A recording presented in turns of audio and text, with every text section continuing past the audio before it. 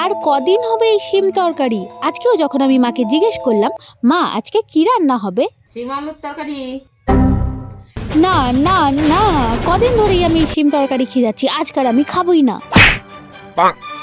তাই বহুদিন ধরে আমি যে সিক্রেট জায়গায় আমার টাকা জমিয়ে আসছি, আজ সেই টাকা বের করার পালা। আর এই টাকা দিয়ে আজকে আমি আমার মন পছন্দের ইলিশ মাছ নিয়ে আসবো। কিন্তু আমি একা যেতে পারবো না, তাই সঙ্গে মন্ডা পার্টনারকেও নিয়ে নিয়েছি। তারপর মাছ বাজারে এসে মাছের সম্পর্কে কিছুই না জানা আমরা অনেক কষ্টে একটা মাছ নিই। তারপর সেই মাছ নিয়ে বাড়ি আসার সময় আমাদের চোখে পড়ে এই আখের রস। তারপর আখের রস খেয়ে গলা ভিজিয়ে বাড়িতে এসে আমরা অপেক্ষা করতে থাকি কখন রান্না হবে। কিন্তু রান্না হতে এতই দেরি হচ্ছিল যে ততক্ষণে আমার খিদে পেয়ে যায়। তাই খিদেটাকে একটু কমাতে আমি একটু আপেল খেয়ে নিই আর তারপর আবার অপেক্ষা করি।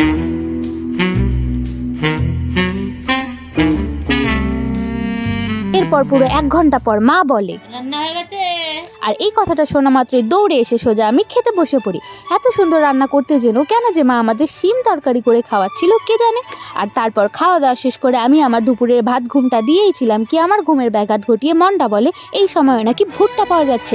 তাই দেরি না করে তাড়াতাড়ি এসে আমি দুখানা ভুট্টা খেয়ে ফেলি। আর এবার তুমি দেরি না করে তাড়াতাড়ি সাবস্ক্রাইব করো।